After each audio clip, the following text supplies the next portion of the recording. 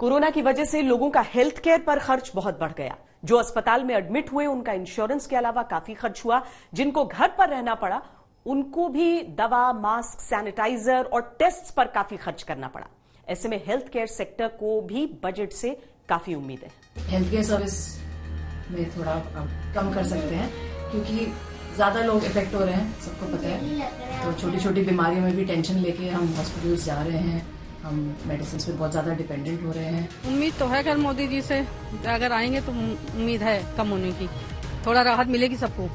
सब तरफ कोविड की वजह से तनख्वाहें तो हमारी कट गई और टैक्सेस बढ़ गए हैं और हमारा घरेलू खर्चे लिटरली डबल हो गए, चाहे वो सब्जी के दाम है, चाहे वो ग्रोसरी है, किराना है, सब। तो अगर हमें सरकार इसमें कुछ रिलीफ दे सकती है, that is all I would ask for. Plus health care के लिए जो सरकार ने कदम उठाए हैं, कई 5 लाख तक की छूट दी हुई हैं, लोगों को कार्ड दिए हुए हैं, लेकिन वो प्रॉपर तरीके से यूटिलाइज नहीं हो रहे हैं, ना ही लोगों तक वो कार्ड प्रॉपर तरीके से पहुंच रहे हैं। उसमें घोटाले हो रहे हैं, साथ में उसमें जो जेन्युइन आदमी उन तक कार्ड पहुंचा ही नहीं है, उनके नाम ही नहीं है लिस्ट में गांव-गांव।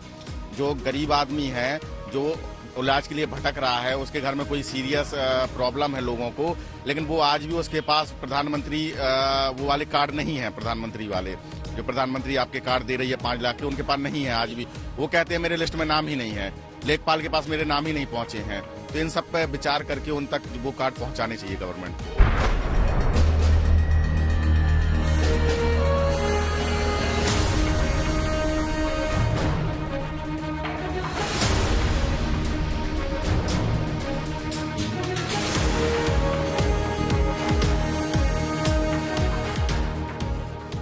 कोरोना काल में मेडिकल पर खर्च इतनी तेजी से बढ़ा है कि हर नौकरी पेशा चाहता है कि मेडिकल खर्चों पर मिलने वाली टैक्स छूट को बढ़ाया जाए। मौजूदा समय में हेल्थ इंश्योरेंस के लिए चुकाए गए प्रीमियम की रकम पर 25,000 रुपए तक की टैक्स छूट है। इसके अलावा अभिभावकों के लिए अगर हेल्थ इंश्योरेंस ली है तो उस पर भी 25,000 के प्रीमियम पर आयकर छूट प्राप्त की जा सकती है। अगर माँ बाप सीनियर सिटीजन की श्रेणी में आते हैं तो 30,000 तक के प्रीमियम पर आयकर छूट है। यानी मौजूदा समय में खुद और अभिभावकों के हेल्थ इंश्योरेंस पर 55,000 के प्रीमियम पर टैक्स बेनिफिट है। लेकिन कोविड पर खर्च बढ़ जाने के कारण जनता को इस लिमिट को बढ़ाए जाने की उम्मीद है। मेडिसिन के बारे में ले लीजिए आप। मेडिसिन आजकल एक आदमी बीमार होता है तो उसके पास 10 लाख रुपया नहीं होता है कि वो जा करके अपना ट्रीटमेंट करवा ले अच्छे नर्सिंग होम में। अगर सरकारी हॉस्पिटल में वो जाता है तो वहाँ क्या होता है, लाइन लगी है, दवाई नहीं मिल रही है, दवाई है नहीं, रिकमेंडेशन होता है तो उसमें दलाली होती है। तो क्या कहा जाए, लेकिन महंगाई के बारे में I don't know any hope coming the budget. नहीं, उस पर तो सरकार को विशेष ध्यान देना चाहिए क्योंकि ये कोरोना एक महामारी एक अनएक्सपेक्टेड है। मतलब हम लोगों ने किसी लिए उम्मीद नहीं की थी कि कोरोना टाइप की कोई बीमारी आएगी, तो इसके लिए हम लोग अलर्ट हों या हम लोग कहीं हों। तो इसको गवर्नमेंट को एक मतलब जैसे ये चला दी हैं गैस के लिए, ऑक्सीजन के लिए फैक्ट्रियां बनाई हैं, इसी तरह कोई एक कोष बनाना चाहिए कि ताकि उनको जो है जहां इस तरह की रिपोर्ट मिले कि हाँ ये तो वहां तुरंत पहुंचे वो कोष। जिस सिचुएशन में आज हैं कोविड के चलते खासतौर पर, ऐसी परिस्थिति में इंश्योरेंस पर बेनिफिट्स बढ़ाए जाएंगे। एटीसी के अगर आमतौर पर तो बाहर नहीं किया जाएगा, उससे मिलने वाले जो प्रिविलेजेस हैं उनको जरूर चेंज किया जा सकता है। मुझे लगता है आम आदमी के लिए बेहतर यह होगा कि जो टैक्स लग रहा है इंश्योरेंस पर, आज की तारीख में बहुत ज्यादा जीएसटी है, उसको या तो खत्म कर देना चाहिए खासतौर पर हेल्थ इंश्योरेंस पर, या उसे 5% के ब्रैकेट में ले आए। क्योंकि आम आदमी जब परेशान है, हेल्थ के इस तरीके के चैलेंजेस दिख रहे हैं, उसमें इतना ज्यादा उसके ऊपर टैक्स लगाने का कोई औचित्य नहीं बनता है। तो अगर इंश्योरेंस पर जीएसटी को हम कम कर दें, 5% के ब्रैकेट में ले आए या 0 कर दें, मुझे लगता है आम आदमी के लिए काफी बेहतर होगा। देश कोविड-19 की वजह से काफी जूझ रहा है। इसमें हेल्थ केयर सेक्टर को राष्ट्रीय प्राथमिकता की तरह देखा गया है और हम चाहेंगे कि इस बजट में इसको और प्रोत्साहन मिले। पहला, नए हॉस्पिटल्स बनाने के लिए एक नई पहल चालू करनी चाहिए।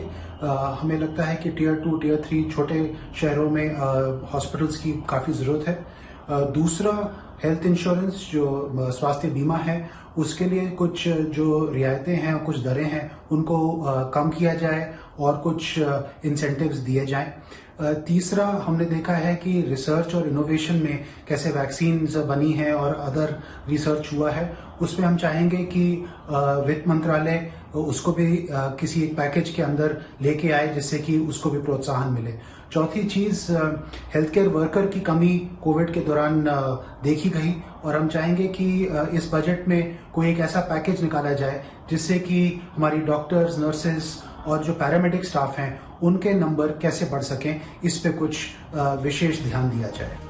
हेल्थ इंश्योरेंस के साथ साथ बजट 2022 से लाइफ इंश्योरेंस को लेकर भी लोगों को उम्मीद है।